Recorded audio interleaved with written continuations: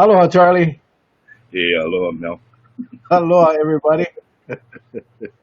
I love that intro, man. I just that that intro just wakes me up.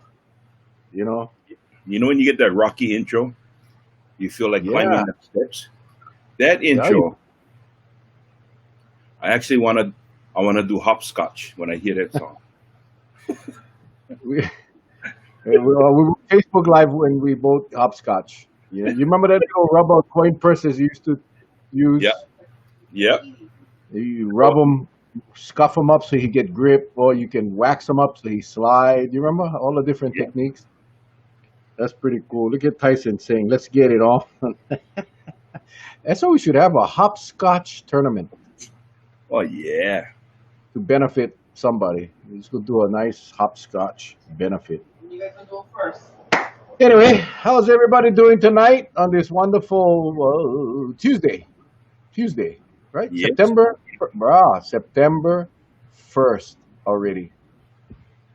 It just, damn, time is just flying by. Diane Castillo is all the way in Vegas. Stay safe over there. Look, rolling Houston, Texas. Unbelievable. We got the country covered. Thank you guys all for joining us each and every night. We got a interesting show tonight. Not sure how this thing is gonna go. A lot of developments in this state of Hawaii over the last few days. And we have Lieutenant Governor Josh Green going to be popping up in about 10 minutes. So, gosh, Charlie, I don't even know where to start with him. I don't even know where to start because so much is going on, and I, one of the things that really disappointed me was yesterday at the press conference when they were talking about, I guess yesterday or maybe the day before, and Mm-hmm. Mayor Caldwell made the statement about now is not the time for politicians to be pointing blame and being negative and I'm thinking, wow, I, as a former legislator, as a council member, our job is to provide the checks and balances of what is going on. And in fact, our Senate COVID committee is being very active with that. The House COVID committee is being very active and looking into all of these things. And the lieutenant governor is doing the same. The lieutenant governor comes from an angle of from medicine, from health and safety, and I was kind of surprised that Mayor Caldwell would call him out like that. I don't know if you saw that, Charlie, but I thought but that was politics, and it was kind of it was like he was doing exactly what he was saying not to do, which is pretty Yeah. interesting. Don't do as I don't do as I do. Just do as I say. Right. That Something old. like that. Yeah. That old, No, I sorry. I was too busy. Usually times like that, if I start to laugh, I will laugh to the point that I forget what I'm watching. So yeah. No, there's been a lot of those that you watching these things and you cannot you cannot believe what these guys are saying. And so hopefully tonight, hopefully the lieutenant governor will clarify a lot of things, maybe go into areas that we don't know for whatever reason. yeah, But obviously he's been active, and the difference between him and everyone else is he's it's actually in real. the emergency room. He's in the emergency room. He's working with patients. He's seeing patients, and that's what sets him apart, I think, from the rest who yeah, they may read the reports, they see the numbers, they talk about it, they talk to doctors, but in this case, he's there, he's on the front line, and that's why I really enjoy when he comes on the show. He provides that. You read in the comments Yep.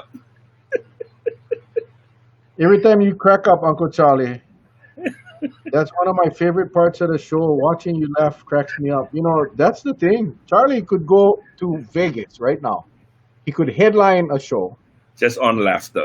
and just laugh. He just go up there and start laughing. He just go up there and all he would have to do is he would pick the goofiest looking person in the audience, Oh, that's it. Oh, and then it'd be pow. It'd be done. oh, And he would laugh for yeah. 45 minutes or 1 hour, however long one Vegas show is, He would just laugh, and everybody would be laughing, and they would all it would go so stomach laugh. They would go out, they would go in the car, driving home, and the husband or the wife would tell the what the heck, what was so funny? And they would never figure it out, but they know that they had a damn good time, and they had so stomach laugh, and that's what I call them, so stomach laugh. When you laugh so hard, your stomach sore. They'll And be going like this, brother. They go, yeah, honey, we just paid $300 for seeing him laugh. What's that? And the wife will say, but honey, you in laugh to the point you in shishi your pants, so no talk. that's right. And honey, I just said buy two more tickets for tomorrow night. We're coming back.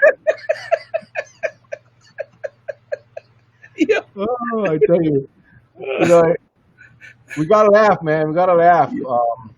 Yep. Even in our office, we work in such a serious office that if you don't laugh, man, you're gonna get crazy. So we laugh a lot. Whoever I'm working with, we laugh a Oh, lot. here's my laughter for today. As I'm just, this morning I saw some press coverage. Was interesting. I'm glad everything went smooth, and I just saw something blurb, and one of my friends told me about them, and I think it blurb across the screen. So I said, maybe I was seeing things, but then all of a sudden, I get back tonight's news at 6 o'clock, and I see this conference with the governor trying to explain why he would use the H Street tunnel, even though they never get permission to use the H Street tunnel from the feds. And I tell you, I started for laugh. I said, my God, if it's not one thing, if it's not somebody forget, take the thing off, lick them, I can stamp, put them on the file. If it's not that, it's this. Always something happening. And I don't know what it is.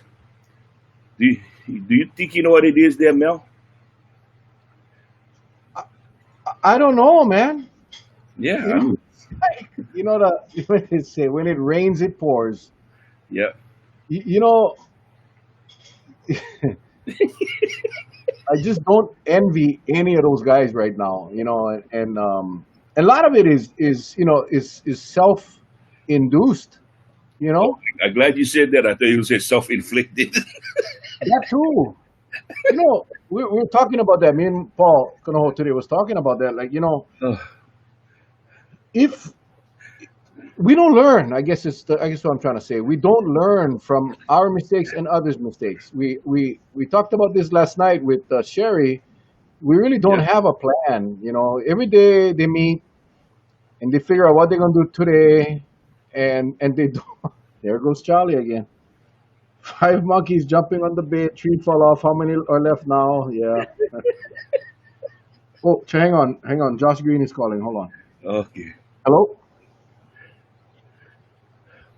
I just texted it to you about 10 minutes ago. Oh shit! I hope I sent it to the right person. Oh, you kidding? Really? Okay, stand by. Stand by. Okay. Oh my god, I sent it to the wrong person. Yeah. He sent Oh it my to the god. wrong doctor. Oh my god. Who did I send it to? He sent it to Marcus Wambi, MD. That's who he sent to. No, he let me email it to him. Okay. I'm not even going to repeat his email. He on cute email. But anyway, it's I'm just thinking about. I mean, so many things happen, folks.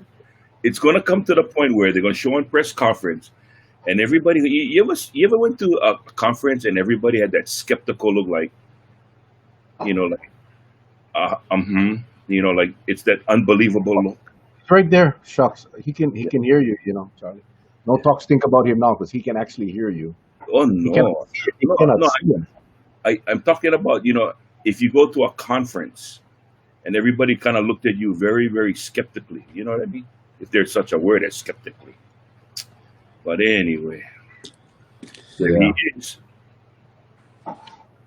You notice his initials on his shirt, JBG. JBG. That's And I know what it is. I know what it is. Uh, I'm not going to say it, but I know what it is. How are you, Lieutenant Governor? How you doing, buddy? I'm totally fine. How are you? I'm good, man. I gotta ask you, is that in the hospital? No, I'm in Are my you? bed. I'm in my bedroom.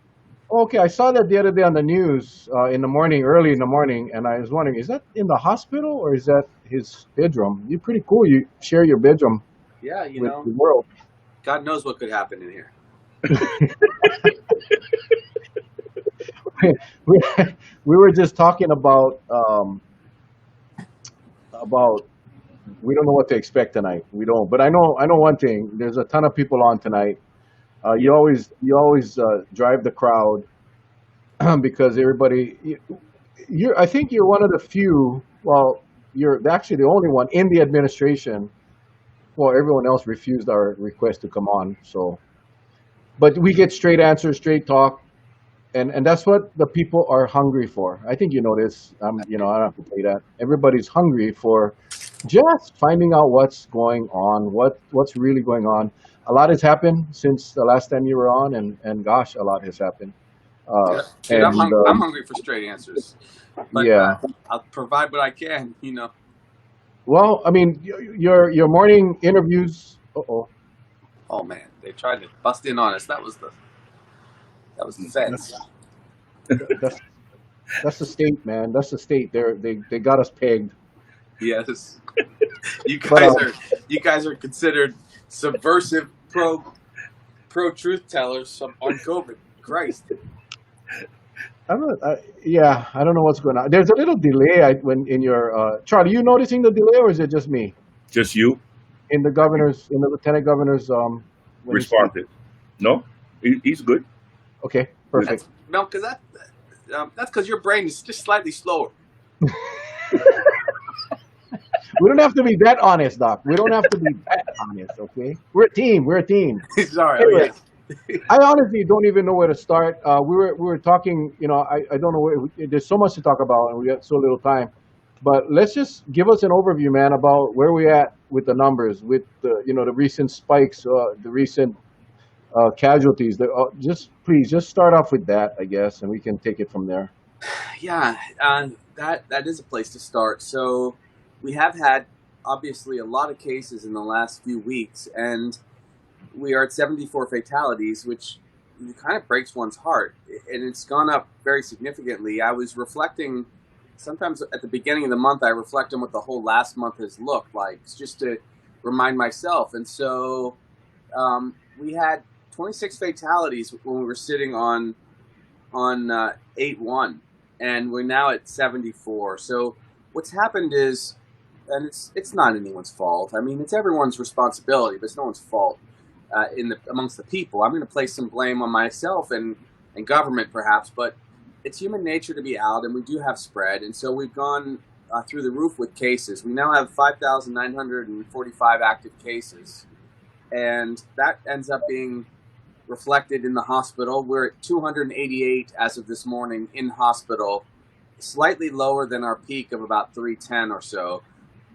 And we've been hovering there because, as you know, out of the active cases, a significant number of people end up in the hospital. It goes between 6 and 11% of people that get the illness, catch the virus, end up in the hospital, depending on age and other factors, which we'll talk about, I'm sure, tonight.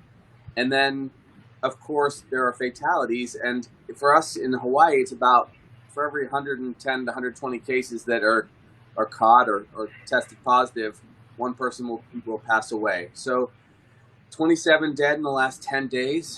It's very similar to other states when they went through their large surge.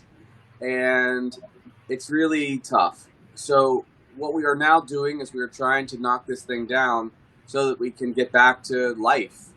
And I do think that the numbers have just begun to start falling a little bit. Also, we have to look at things like the positivity rate. That's the percent positive out of the people that get tested. Got really high. In fact, it peaked while the Surgeon General was here, 11%, and it's been dropping some. And I can already see a lot of very smart questions coming online about the surge testing and how we're doing and all these questions. So we have lots of active cases. We've had fatalities in the hospitals. I can tell you out of the 288 people in the hospital, just about 100 of them were at Queens. And then it drops off from there. And so lots of people are doing hard work, and special blessings to our doctors and nurses and caregivers and first responders, firemen, everybody that's out there, right, in the field, because you can catch COVID, and if you get unlucky, it can really take you down. So that's the first start of the overview, but I know there's so many questions, I thought I'd just stop there and share whatever people want to talk about. Well, Lieutenant Governor, I wanted to ask you something that kind of piques a lot of interest, and it sort of lays some credence to how people look at COVID. And one of the reports said that 6% based on the 100% totality of rates of infection COVID, six were attributed to COVID. So someone makes the assumption that 96% is the underlying cause. But we all know that, and that's why I'm asking you, that 96% COVID is still the trigger to get to that point, correct? That's right. That was a terrible misdirection. I would hope accidental by the CDC. So what they said was 6% of all of the deaths from COVID were from COVID and COVID only. There's not a single other thing wrong with the person. Now, the reason that is so confusing and so misleading is, first of all, let me unpack this, very important. First of all, 60% of all Americans have some chronic disease or other, whether it's a little bit of high blood pressure or diabetes or mental illness or God knows what, okay? All of these things contribute to what happens to us in life. And so when I'm in the hospital taking care of a patient, if they come in, say, with chest pains, and if, God forbid, they have a big heart attack and die, it's not just that one thing.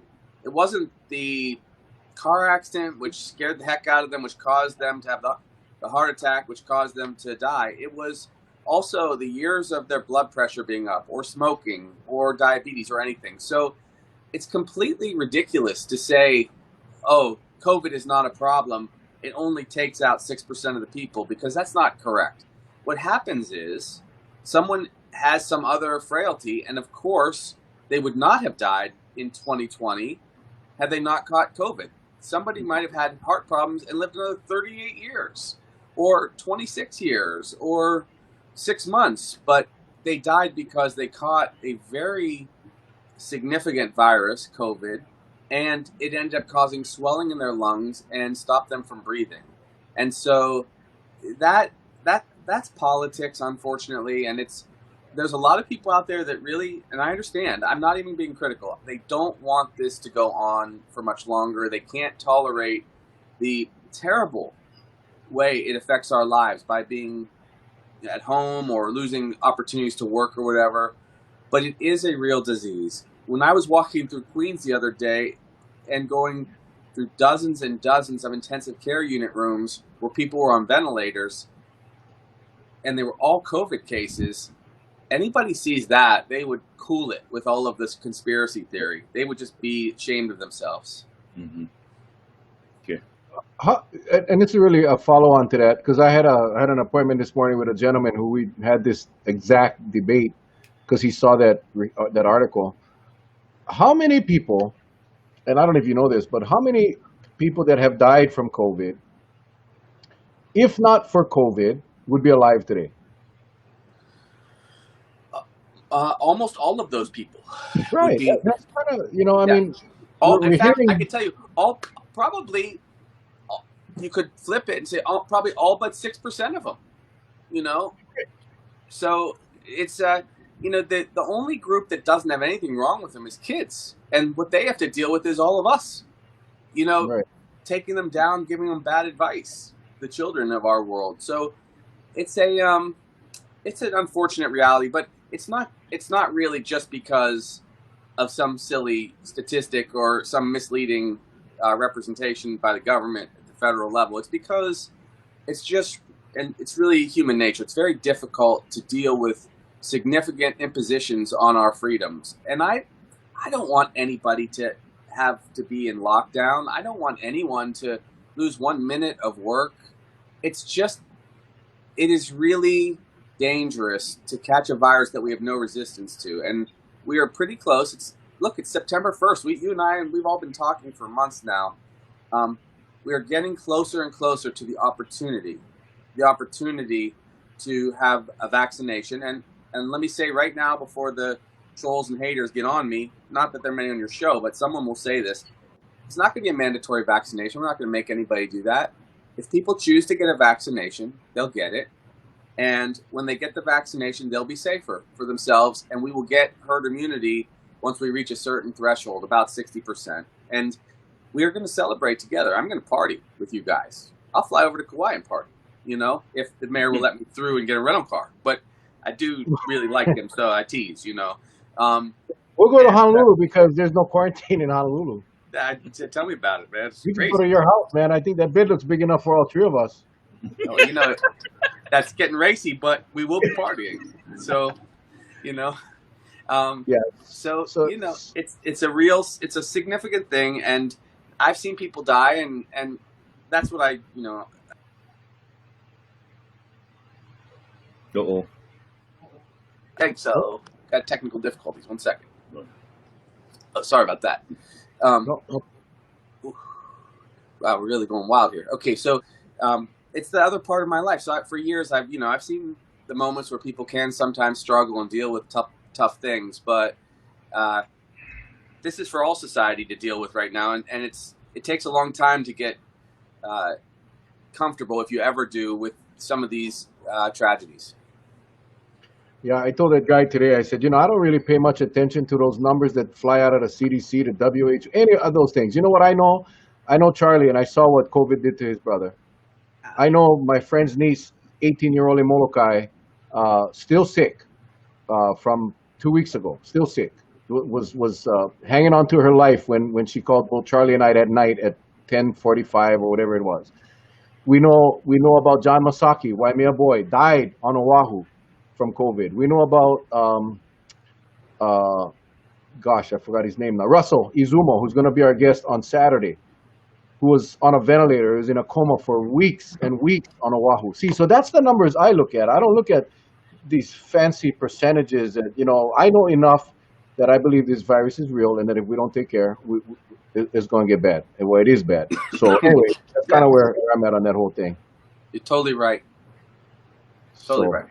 No, LG. There's I want to bring up something kind of like changing directions, Mhm. but I want to bring up the prison and their infection rate as well as their recovery rate. And I'm still baffled because I looked at the guards as an example. There was a total of 58 where 13 of the 58 it shows recovered. Okay, so when I looked at that, Yes. that's like what, about 20%, less than 20% of the Yes. recovery rate for them. Then I looked over at the prisoner side. They had 289 with 208 recovered, which was like 70 plus percent. I asked myself, and maybe you can clear this up for us, how can their numbers be so high? There's a great disparity on the recovery. I mean, I just couldn't understand it. The only way that could happen would be that it would be a chronologic thing, like when the people got tested. So if an individual, prisoner or guard, was tested and it At the was tail 14, end. and it was 14 plus days out, Yeah. they can be deemed recovered, and so that is why. And but you could not say in any objective way, if it's inside of 14 days, that people have been cleared or totally corrected of the virus. And so I don't know. Look, let's be frank. The prison situation was screwed up beyond belief, right? And we knew it was coming. That's why it was so distressing. My team, which we do occasionally, we took 5,000 masks on 2 separate occasions to the public safety department because we just thought you just got to get more protection for the inmates and guards both, and the people that work there and cooks and everybody. It's really difficult because you are in close proximity, the very nature of being in prison, and it's tough. It's very tough. So I would say you're going to always have some spread in institutions, and in other institutions like nursing homes, you can move people, right? When it's prisoners, you're restricted. What we should have done is set up outdoor tents and allowed a lot of people to be spread out that way. And of course, we have to watch people for fighting in prison, but I think that could have been easily managed. And I'm not a big fan of mass release, in spite of people thinking I'm sometimes too liberal on certain stuff. I think if you committed a crime, you got to pay the price for it. But I don't think you have to stay in great proximity or close proximity to catching something. So, the previous past, I guess, head of the public safety department, he should have listened more carefully. We should have tested everybody on day 1 and day 4 and day 8 and separated any individuals that were positive off into safe but separate quarters immediately. And that would have meant we would have had probably just 15-20% of the number of cases. Yeah, it was hard for us to watch that unfold. When we had that Lana, our angel, that was sick with COVID, that got sick at work at OCCC, telling us what was happening, Lieutenant Governor, telling us that they were mingling the positives with the non-positives, and I just don't understand how anyone could have allowed that to happen. And even after it was brought to their attention, it never got rectified, and the damage was already done. I mean, it was over. The spread had started, and how do you stop that spread? It's a tough one to stop, especially in close quarters. So by the time, and you guys actually, I want to give you special credit. I think it's Charlie texted me early when the first problem was arising. They weren't even sharing, unfortunately, the details, at least not with me. And by the time that I heard that, I bet you anything the die had already been cast. Because remember, people usually have the virus for 4 or 5 days before they manifest any symptoms at all. And then all of a sudden there was an explosion. And I'd have to go back. You'd have to ask my chief of staff, Brooke Wilson, who's really terrific. We sent something to them like months ago saying, this will explode on you. You better have a super plan, because, and I was not shilling for release. I was talking about, you better have a super plan to spread people out, and we should work with you right now, because there's no way you're going to build extra facilities. You couldn't. We had 2 different ideas: the outdoor capacity, which you can do, and then of course small micro units where people are allowed to be outdoors, which can cost very little. You can do those for a couple $1,000s per, and then use them for homeless after or something. So that's how we could have kept the spread from occurring. But there were lots of stories, and there's a lot of responsibility to go around. I know some people refused to wear masks. I heard others, of course, were in their cells with somebody that was positive. You're going to get positive that way. So I hope there aren't any truly immoral stories of intentionally putting somebody in with a sick individual. That would just not be right. Well, hopefully, someone will do an inquiry and find out, because, if that in fact did happen, then someone needs to be held accountable. And, we understand that there's going to be a change in leadership, and that's cool. We all hope for the best. It's forget about looking in the rearview mirror. Let's move forward and get these things fixed. But nonetheless, people got to be held accountable. That's true. That's not looking in the rearview mirror. That's holding people accountable to the damage that may have been caused, and that is so sad. I want to read this question from April. You may have seen it. It's a long one. I've been a supporter of yours for a long time. I'm not calling this all a conspiracy, but at some point you have to consider what you're putting millions of people through for a virus that 99% of people survive. Where is the balance? People are dying of suicide, drug overdoses, and abuse because of what we're going through. Look at the increase in violent crime, murders and stabbings almost daily. 200,000 people out of work. That's not okay, but it's all being completely ignored. That's a common question we get. I mean, I think more and more people understand now that this virus is a deadly virus, and I don't know where they get the 99% from. Again, the other question is, what is considered recovery? Sure. So let me agree with the sentiment that April shares, which is that we do have to reopen society, and it can be done absolutely, and it should be done in short order, as long as it can be done even remotely safely. And it can be done with very good mask use, and without having the most risky settings in play, like closed small spaces, closed indoor spaces where the rate of transmission is 19 times higher than outdoors.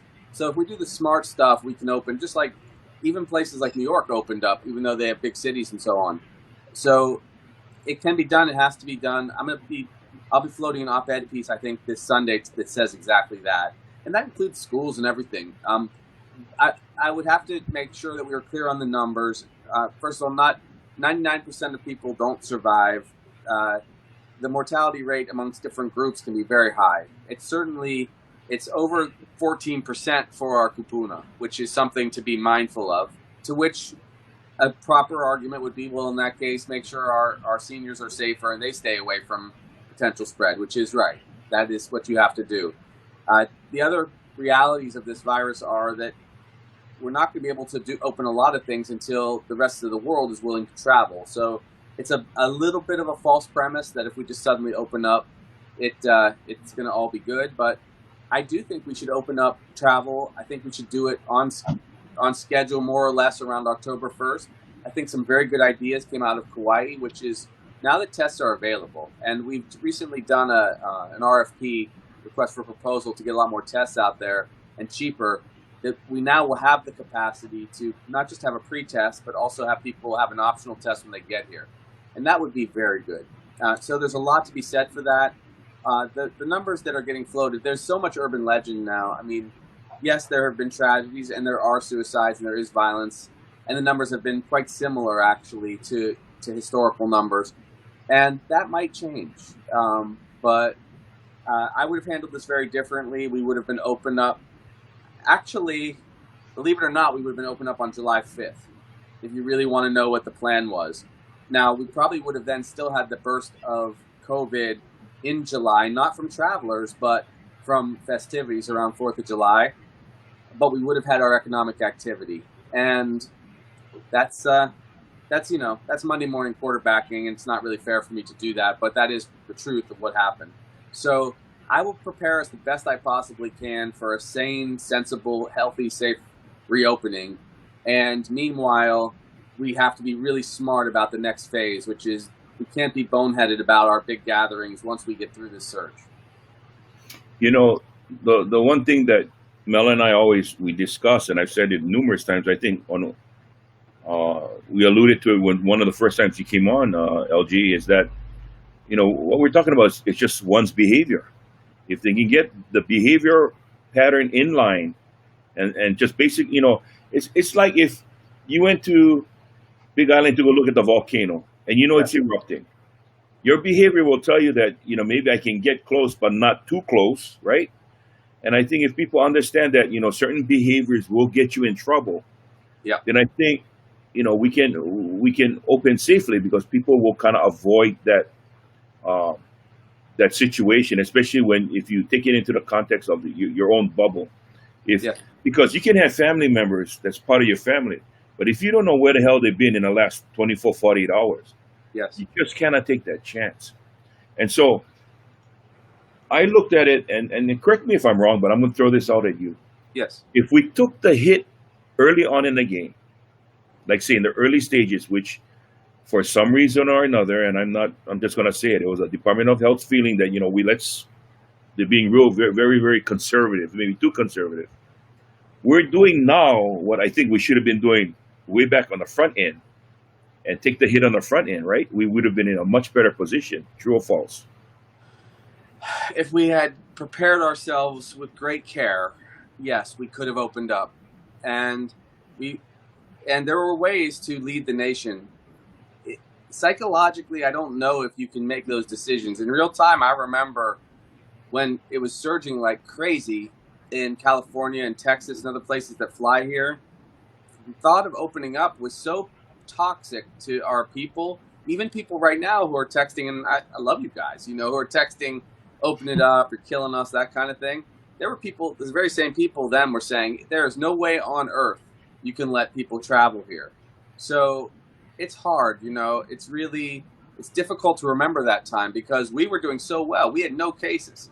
And if I'm being fair, and this cuts both ways, Kauai was the most vocal of all the state to not have travelers come in, and that's not a criticism. I'm just saying kind of what was going on, you know. And so, you know, if you talk about whether or not people are stupid enough to avoid going to the lava, you know, I'm guilty. You know, that's what happens. You know, the lava's out there, and you want to test it. You want to see what goes on, and then you realize you get burnt. And that burnt the hair off the back of my neck when I was standing out there. Mm-hmm. And we didn't want to have the hair burn off of our neck when we were having to deal with COVID, right? So it's hard to say, but now the rest of the world has learned how to deal with COVID. It's got to be managed, and we're going to have to manage it, because even with vaccinations, it's not going to be totally disease-free world. It's going to still be out there. Okay. Well, you know, I think the fear, and I mean, I was one of them that spoke out against allowing the mainland travelers to come in on one single test. I think the one single test is what scares people, because you see, the state from the beginning, and excluding yourself, because you were one that was pushing the testing and contact tracing from day one. Yes. But the administration wasn't. You know, I mean, it was over and over. We were being told that testing and contact tracing isn't the solution. It's really wearing your mask. And yeah, we know that. We know that part. Yeah. But how does it look now? Is the governor still set? I know he talked about looking at other options, but you know, Temptation Island was granted an okay to come in on I guess it's on a 2-test system where they can test after 6 days. Is that something that the state is looking at once we open up travel? Yeah, they're talking about it. I think that, well, the trick is, of course, you can't mandate people get a test. You can mandate that they go into quarantine. So you'd have to ask yourself, do you have someone get a test first, and then they are still going to do quarantine unless we get that second test? Honestly, if we get a single test, the rate's going to be very low. Way lower than the rate's been on Oahu. And I don't see that as a major risk, but more safety the better, especially when you can get these $5 lateral flow tests that you might have read about through the FDA in the last couple of days. They're like pregnancy tests, and they're really easy. I mean, super duper easy to do. And it's just a quick swab, and it goes into the little space on the test, and you know in a couple minutes whether or not you're positive for $5. I mean, it's not like that's a hardship, so we can do that. We have the resources. Ford over at the airports is leading that charge, which is good, so we'll get a lot of tests. You know, I think it's fine. And I think I saw someone mention bubbles in the question section. Mm-hmm. You know, that's one way it could be handled, especially if people are willing participants in what testing and tracing looks like for travel. So that's all totally possible, you know. I think it's fine. There's even a guy that's working on a project right now. I don't know if you guys know about him. He runs Oceanit. His name is Sullivan. And he's got a 5-test scheme where it'd be very, very inexpensive. It's less sensitive, but if you are stacking multiple tests, then you can get the idea that you have an extremely sensitive result. And people may get a pack of 5, and then you do have to rely on people's honor that they will not continue to wander around if they test positive. There's a lot of human nature out there that will have to depend on people's better intentions. That's one of the things you learn about these crises. No matter what, people do have free will. And I've heard people say your freedom is important, but it only exists to the point where it imposes itself on someone else's freedom. And imagine if you got your 83-year-old, you know, mom with lung disease out there in society, or possibly has to go grocery shopping, and someone just breaks the rules and goes near her when they're positive. That's pretty dangerous. So we're all really in this together, is really what it comes down to. And we'll survive it together for the most part. LG, I wanted to kind of step back just for a real quick second and just ask you this. You know, one of the questions posed is regarding the prison, because we had so many problems there. Would the administration be open to, say, having an investigative group put together by, you know, individuals away from the prison that have knowledge in all different areas to kind of take a look at what's there, because it seems like for years now. I mean, we had a problem because probably it's the lack of getting the information out, lack of training, whatever the case may be. But there's definitely was a problem that manifested itself when this outbreak occurred, just by the response that the overall administration had. Would the state be willing to put together a group of purely volunteers to kind of take a look and spec the prisons out and to see where some of the deficiencies lie, and maybe make suggestions to DPS? Well, I can tell you, if I were running the state, we'd do that Okay. without any question. I do think that an opportunity does arise right now where we have an interim head of public safety, and it's human nature also to to defend one's turf and to not let people dig in your backyard too much. But these are different times, and you can do these kind of investigations without impugning anybody. You could just say, we've got to get this better, and we're not going to fire people over this. What we're going to do is we're going to put in best practices.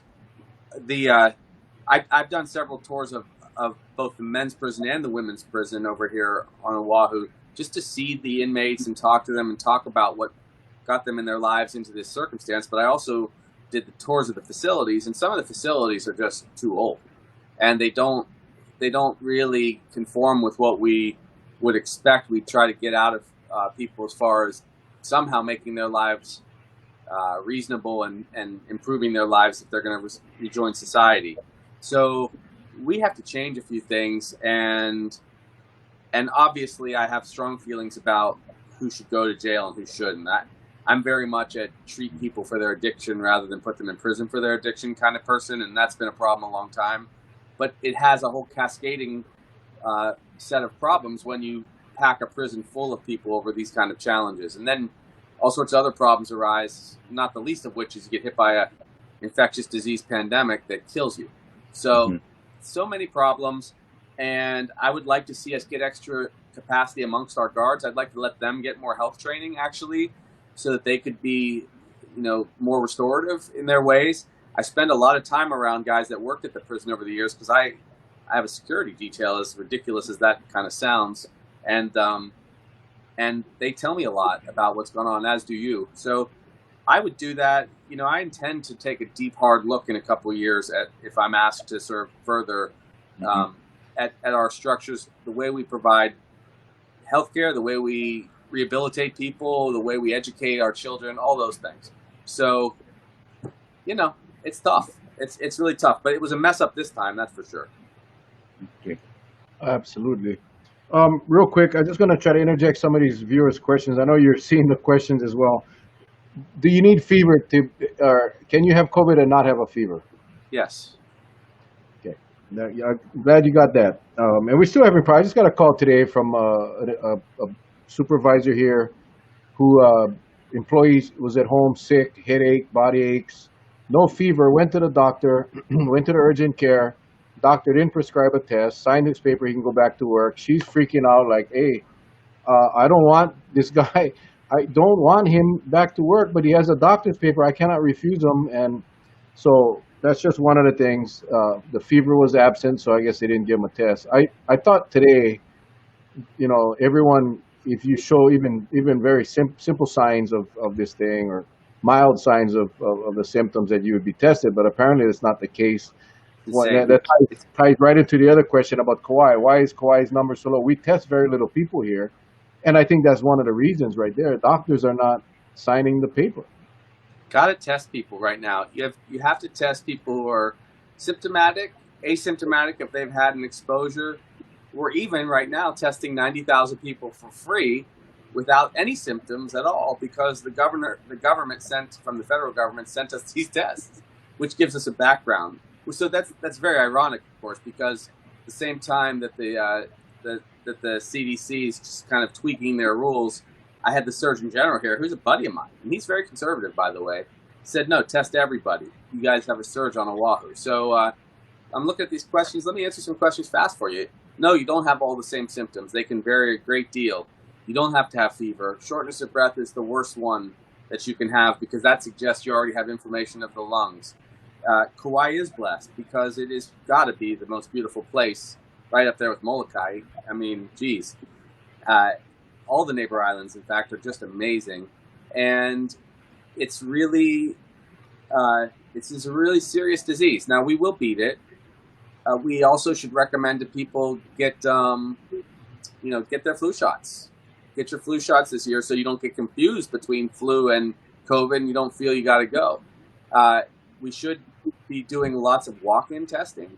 I think that after this clear demonstration that people want tests, I think, and I already have told them we ought to pursue at least 6 walk-in centers across the state so that anybody can go get a test if they want to. We have federal funds for this, and it should definitely happen. It's just amazing to me that other states that have really done a good job now with it, like, thank you, Millie. I'm glad you got your flu shot. I'm gonna get mine this weekend.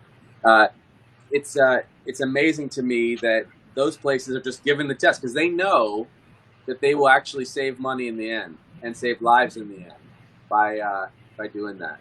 So we could be a lot smarter. We've made many mistakes, and it's natural to make mistakes too. But own it. If you make a mistake, own it. I'm sure you saw a couple people ask about kupuna that cannot travel, cannot go to a site, cannot go. They're not sick, but they want to get tested. Yes. Are there any provisions for these people? Any accommodations for seniors that are at home? My mother-in-law, she doesn't drive because she's 82 years old, and we don't want her anywhere near anyone. Yes. But is there any opportunities for these kupuna to get a test at their home? Haven't seen anything like that. Is that something that could happen? For sure. There are companies out there right now that are doing it seamlessly. We tend to have to pay for it, though. We should make some of that available to our kupuna here, or we could set up periods. Like we talked briefly about having hours where just the kupuna would get to go to the grocery store, for instance, so there'd be less mixing with young people that were carrying the virus a lot. We could do that too. But yes, you can mail in tests. That's becoming more available.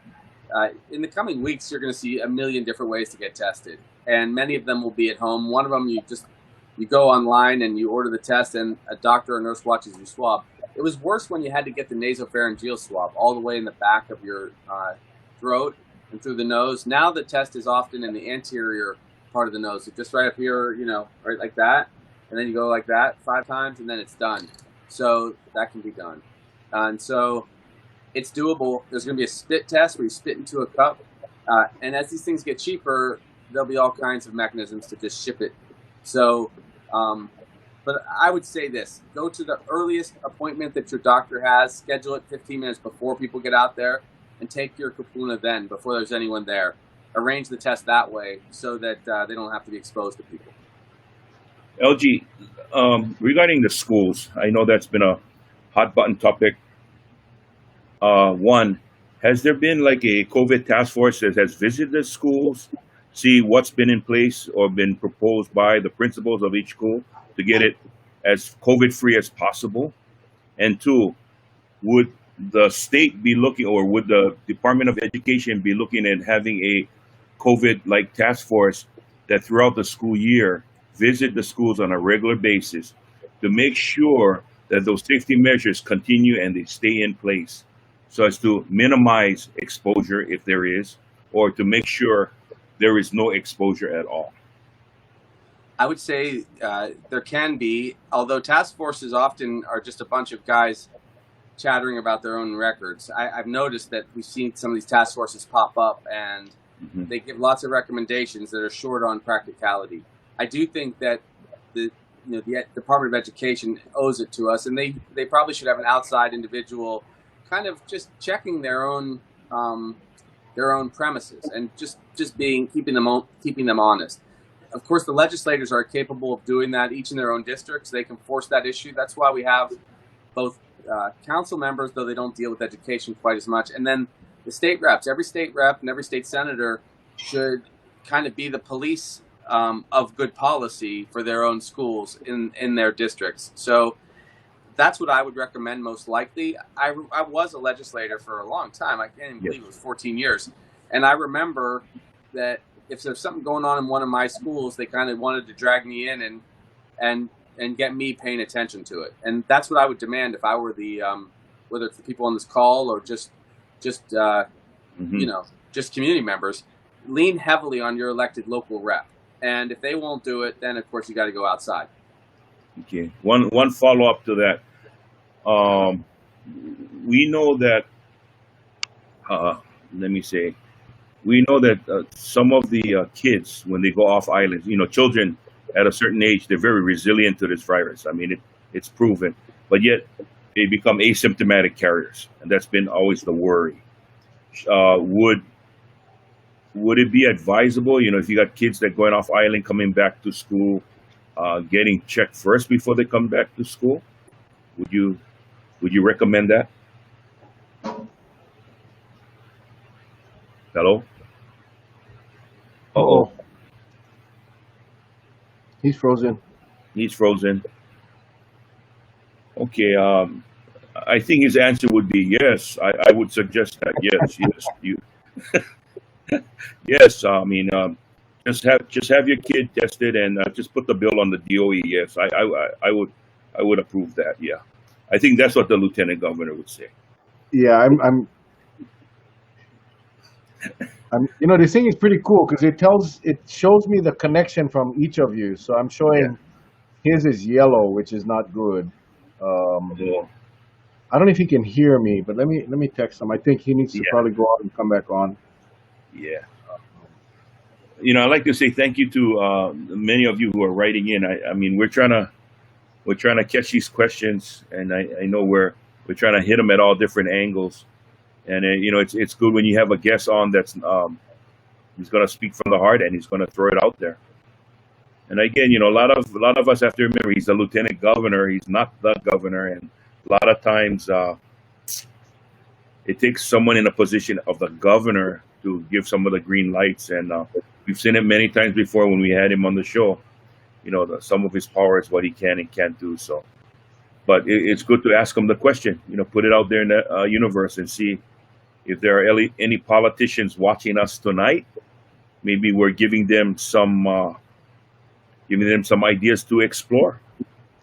You know, something like that.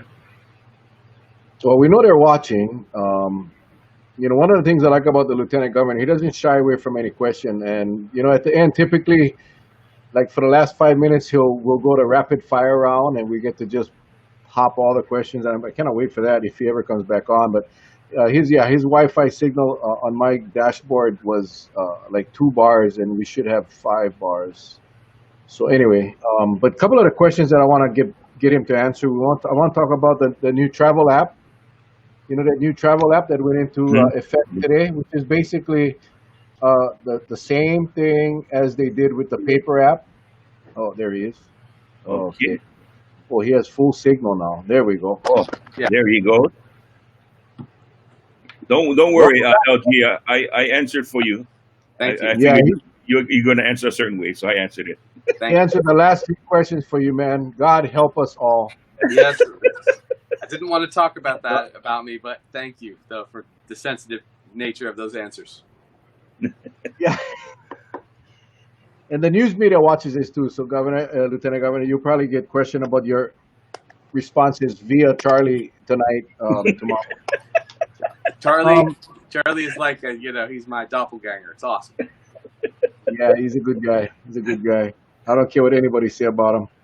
Yeah. Neither Uh, do. couple of things.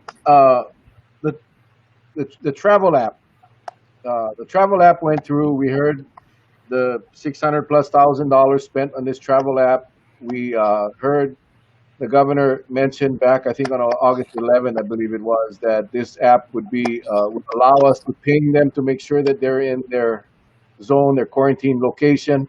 And we just found out that that's not the case. In fact, this travel app is just a digital version of the paper app that they were filling out prior to the digital app. Is that true? I did see a demo of the travel app. I did not see any pinging I wasn't looking for it, to be completely honest. It does work pretty well, it seems. It's better than paper, I suppose, although paper is awfully quick usually. But if you do want to follow up with people to be able to give them an email or a text message, this will be good. It does include your email address, and it does check it right away. So, of course, people can lie about that kind of thing, but you probably want to be honest about it. Nothing's going to be perfect, I can tell you that. Even if we're pinging people, it's a difficult question whether or not we're going to actually decide to trace and track people completely where they go. I think we're probably better off to decrease the risk that they're positive. That's why I was focused on that all along. Get them tested.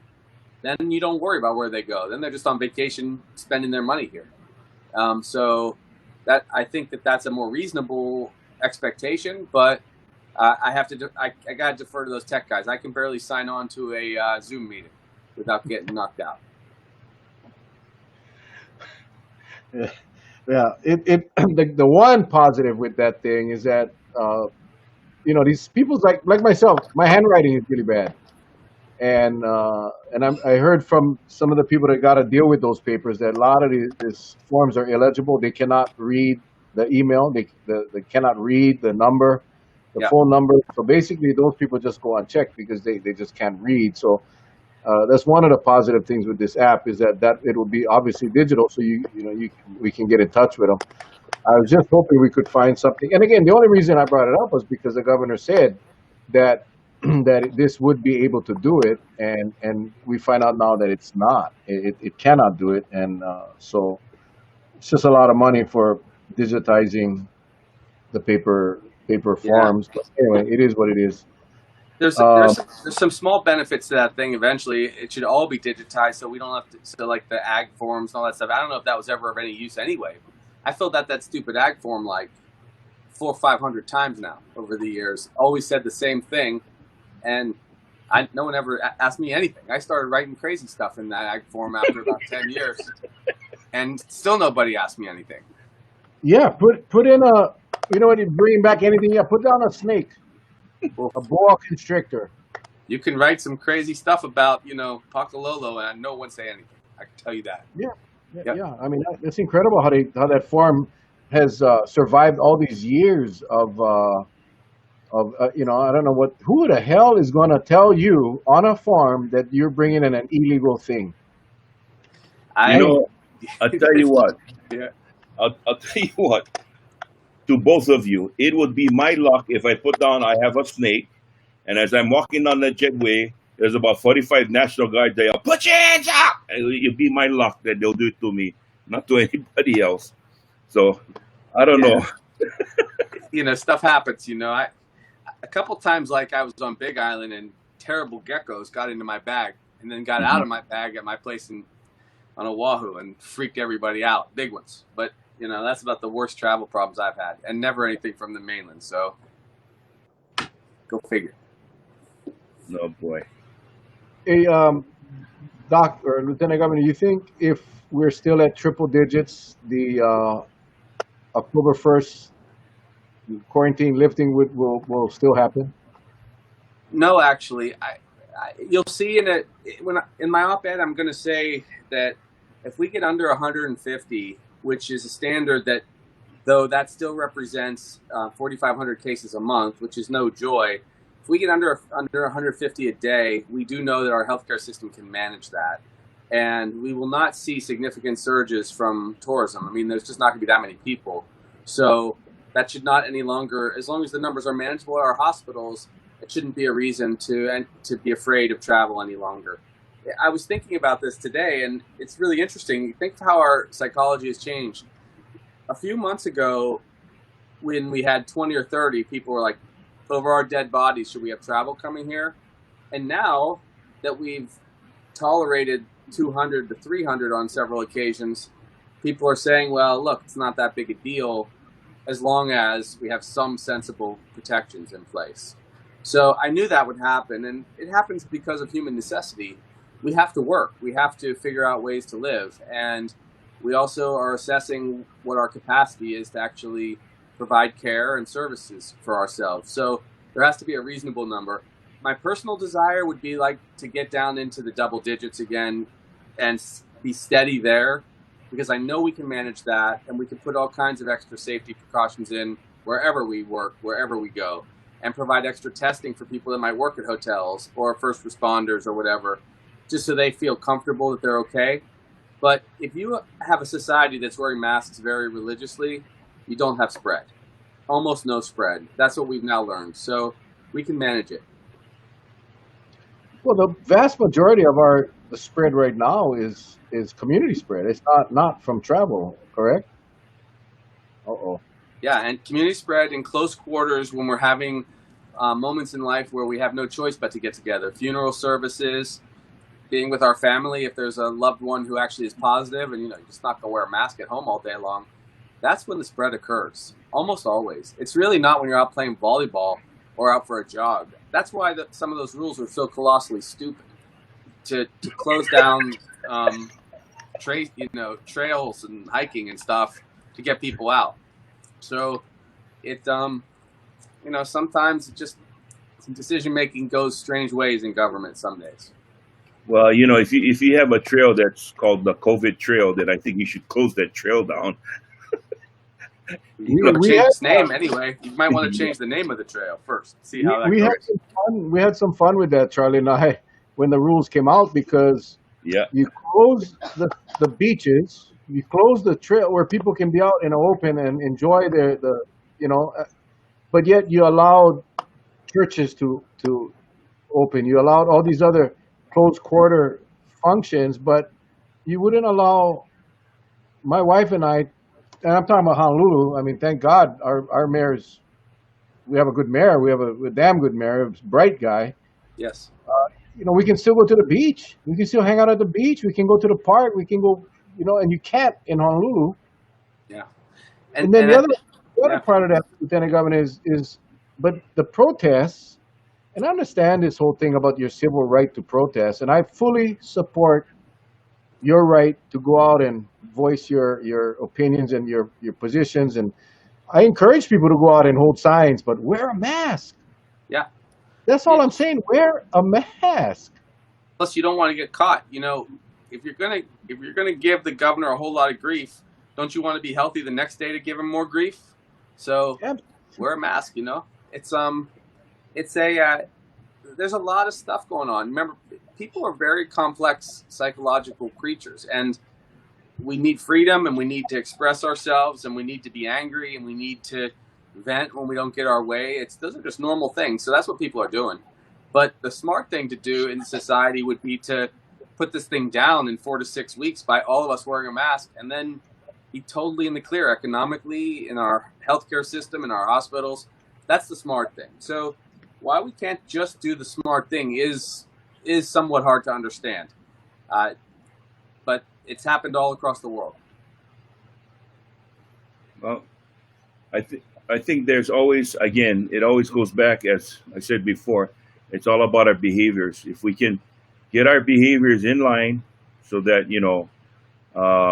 it allows some very fruitful results, then I think we will be okay. Because the objective of not spreading this is by, number one, wear a mask and practice your distancing. That's the reason that I think it's very hard. And somebody wrote down, it's about the messaging. If you're on a desolate beach and only you and your wife is there, I don't know why you can't be on that beach. You got nobody else. If you had the virus, you have nobody else to give it to but nature. Yeah. And I think it's those kind of things that makes it hard. So another thing, I did a post not too long ago, you might have read it, LG, is that when you mandate certain things and you don't take the enforcement of it when you should, then what you're doing is you're actually sending out the wrong signal. So then everybody says, well, let's do the monkey see, monkey do, right? So now you got a bigger problem on your hand. So I don't know why, if they're not going to enforce it, then don't put it in. Because you got law-abiding people that are now getting upset. I'm home every damn day. If you tell me I got to work from home, I'm doing it. But why are you letting all these other people do whatever they want and there's no penalties associated with it? So I think those kind of things makes it really rough Yeah. to when you So need. it was a funny comment right there. Yeah, Someone just wrote, Gentiles are hard headed. I haven't heard anyone call me a Gentile in a long time, but it is true that hard headed. yeah, You're totally right. It's, you're right. You want to be able to go walking, holding hands with your yeah. honey when there's no one else around. I totally get it. But it would be great to get through this fast, and Yes. someone commented there we should have a more reasonable fine and actually do it. I agree. We should be passing out $100 fines fast all over the place. Everyone hates to lose $100, but they hate it. I hate it. Just burning through it. Second fine, $200. Third fine, $300, and basically just you just start cranking it out and fast. You'll send the message really quickly. It's not going to be this $5,000 thing in 1 year in jail. Everyone knows that that's not going anywhere, right? No one's going to do that. But that would be the better approach. And so somewhere $5,000, right? It just, I just heard Maui just two people got cited at $2,500 a piece. Wow, that's Yeah, hardcore. They must have been really nasty people, like letting yeah, loose on the thing and talking some junk against the police officers, because it's yeah. hard to get a $2,500 fine, for doing something that's. I mean, it is dangerous. Let's be honest. If you're traveling, or if you're high risk, or if you're sick and you spread the disease to somebody, you deserve to really be punished. But most people, Hmm. of course, that are out there that don't have their mask on, they're not positive. Right. But yeah, Jeff says he wants the second stimulus to pay his fines, which should work. So I think it's better to have a lot of people face a clear fine that just makes them pay and think about it, probably, rather than a very few people for a $2,000 fine. But it could work. Um, I'm worried about. We don't have a lot of time left. I start running out of energy with you characters after an hour. But there's a surge on Big Island. We're now at Yes. 12 people in the hospital, down from 19 over the weekend in Hilo. But 3 people passed away. They died. They were in the long-term care facility there. There'll probably be more of that. It's very tough, and it's it's a serious thing when people make this mistake. Someone asked about laughing. To tell you the truth, you have to laugh because things are tough right now, and there's going to be some need for humor and some reality. Not, of course, that we're laughing when someone's suffering. In fact, Charlie went through hell and back. But we're laughing because the frailty of human nature is right there in front of us, and we make mistakes anyway. This is a weird one where anybody is susceptible to it. And then, of course, our seniors are paying the price. So it will end. It's going to make 2021 feel real good, I think, because 2020 has been kind of rough. But people should keep strong, wear masks.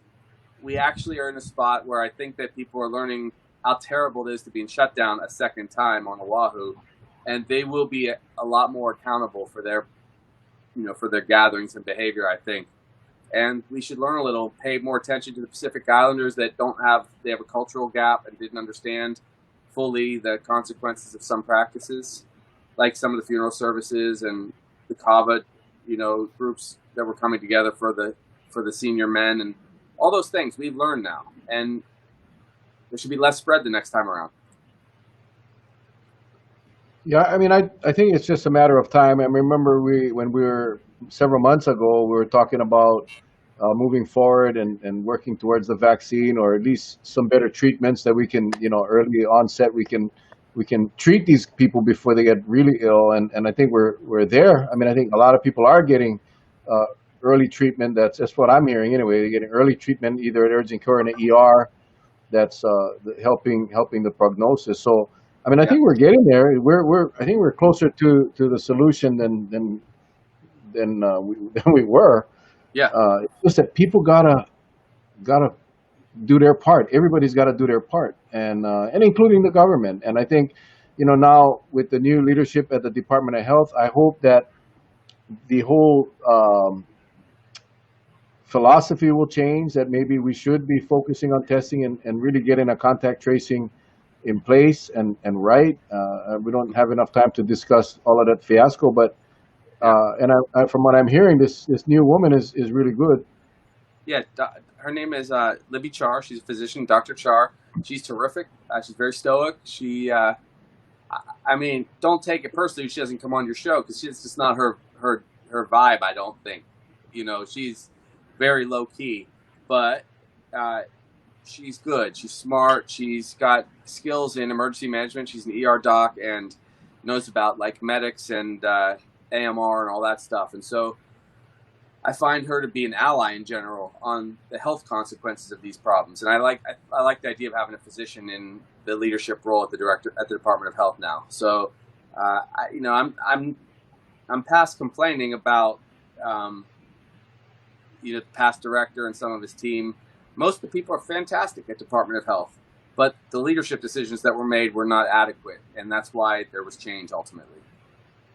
Okay. Yeah, and I think that whole process is fully supported by the people, the majority of the people anyway. I believe that. I mean, I know from everybody on our show, it's just they were fed up, and it's an exciting opportunity now going forward as long as we utilize this opportunity in the right way. And again, it's a cultural change though for the Department of Health that needs to happen. So we're hoping and praying that will happen.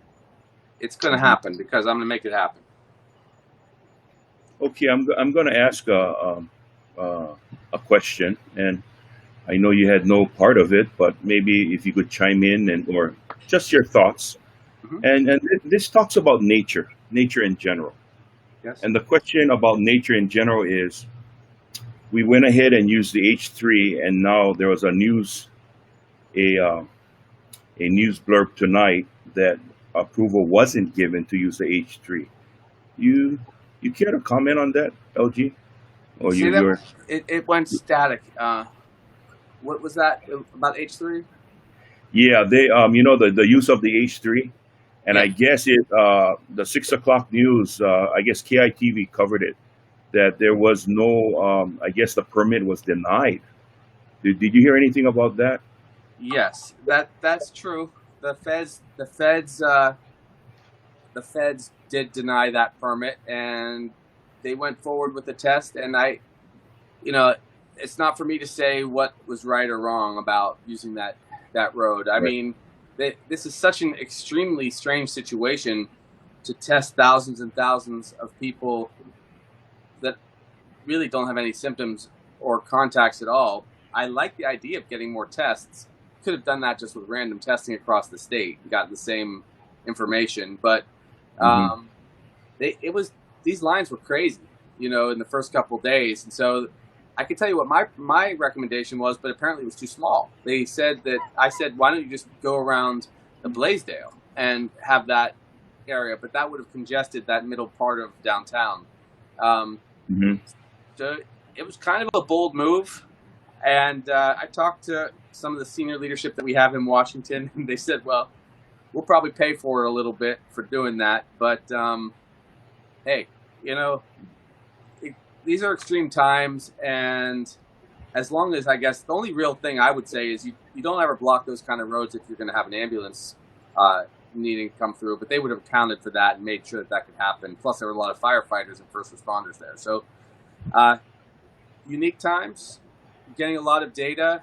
These are memorable days, too, and I hope that data helps us a lot. I hope that it shines a better light on what COVID is like in Hawaii for the better. I was just hearing some questions about what's the positivity rate right now on the surge testing. It's been about 1%. 1% of people have been testing positive. So it's a social experiment kind of to see what the value of doing a lot of testing is just at random like that. Or, I mean, not random, but without significant reason to do. And it's telling us a little bit about the background disease state amongst people that are feeling absolutely fine. It also is telling us a lot about how concerned people are for their health and the potential for their family's health if they're asymptomatic carriers. So we can divine a ton of information from what's going on, but long term, the better plan will be to test in targeted ways the people that are most likely frontline workers. Get 5,000 to 10,000 tests every day done, every single day. to keep the virus away from spread. And we do that. You can do anything you want in Hawaii. We can open up. We can deal with the small number of cases that slip through the cracks, and we just use the resources that we have from the CARES Act to handle things. That's where the Director of Health and Dr. Park lost their way terribly. We lost $1.5 billion of revenue because we refused to spend $20 million just testing, tracing, and making sure people didn't catch the virus, any extra cases. It was so stupid that no one who was paying attention to this issue could even fathom why we wouldn't take those extra precautions. And now we're going to do 90,000 tests like that. And we're doing it on the highway. So there's a whole lot of questions that we'll be asking for years, I think. And I'll be asking them right there along with you guys. Thank you. Well, I mean, again, it's no secret that everyone in the world was talking about testing and contact tracing. Everyone except here in our Department of Health. That was kind of bizarre. And all of a sudden, like you said, it's now testing is critical. We don't have enough time to even go into a lot of things. But I did want to put up the link. I know a lot of people are asking about the surge testing on Kauai. www.doineedacovid19test.com. Just go on there. There's a Westside Pharmacy in Hanapepe. They're doing the testing here. It's free. You don't need a paper. You don't need insurance. Just drive up, get your test, and go get it done. You got kupuna that wants to go get a test. Take them.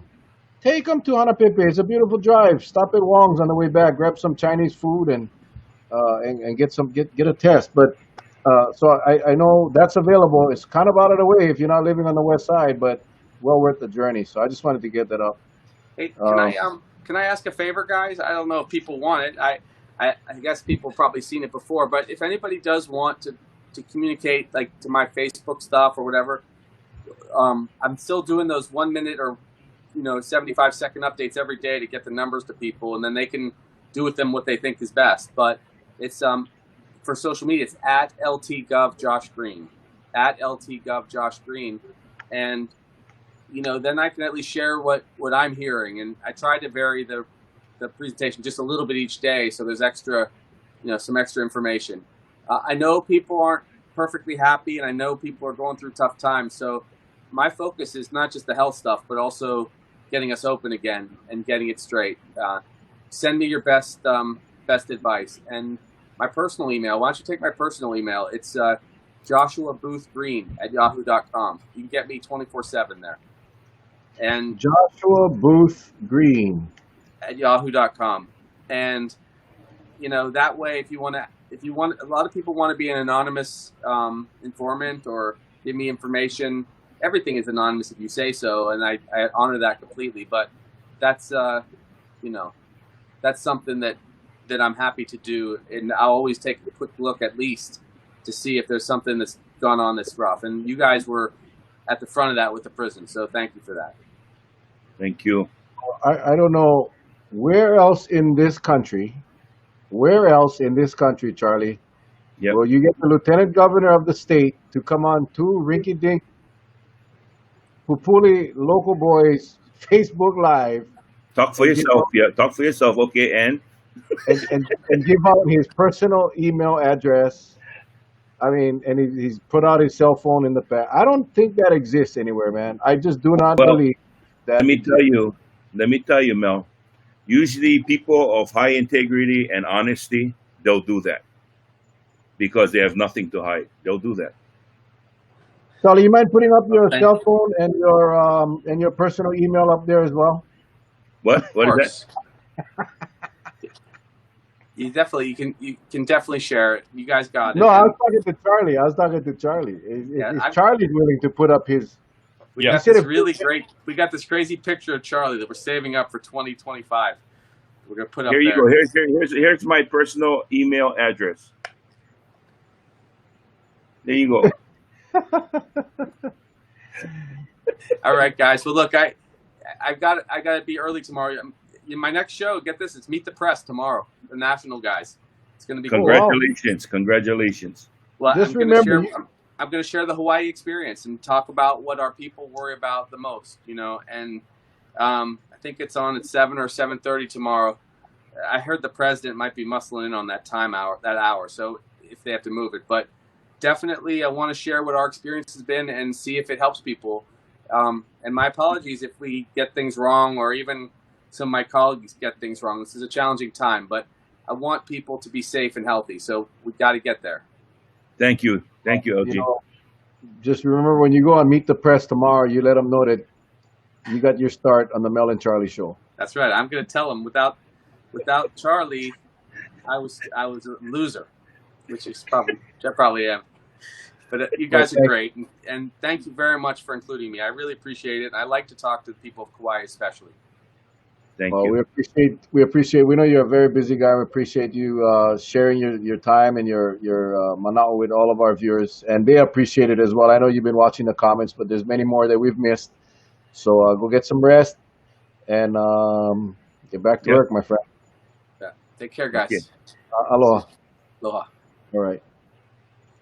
Well, Wow. well, ladies and gentlemen, I don't know what to say. That was one heck of an interview. One heck of an interview. You can listen. Oh, okay. He left. I thought he was going to stay on. But oh no, you can listen to Charlie's closing. It's hilarious. Go ahead, Charles. Well, Okay, I go just for like to say thank you so much to the Lieutenant Governor. You know, we're always fortunate when you're on, and you know, folks,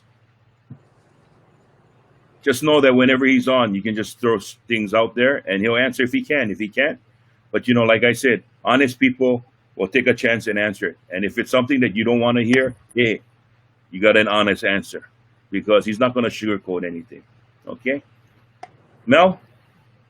Doc, again, thank you, man. Thank your family for allowing us to share an hour, or you share an hour with us. I know it's dinner time and all of that, but we really appreciate what you're doing for us. We appreciate you standing up for the people as you have done from day one.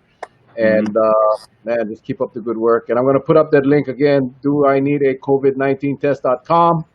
Please, guys, go get your tests on Kauai and throughout. That works on all the islands. Well, I don't think all the islands, right? Some islands you don't have that, but just go ahead and go to the link, and if you'll see your island, click the button, make an appointment or a reservation, and go get your test. And if you want to get a test to the test site, you can go to do I need a covidtest.com, and the other one is www.canIcatcharidewithyou.com, and then you'll get somebody to take you to a test site. It's not going to be me though, because I'm not on that. All right, here we go. There we go. Charlie gonna start laughing again. Hey, tomorrow night we got Les Kondo from the State Auditor's Office. He'll be on at 7:00 to share with you his experiences with trying to get an audit done and a report done from the DOH and from the DOE. So that'll be an interesting show tomorrow night at 7:00. So we will Yes. see you all there. God bless you guys. Stay safe. Take care. We love you guys. See you Aloha. tomorrow. Aloha.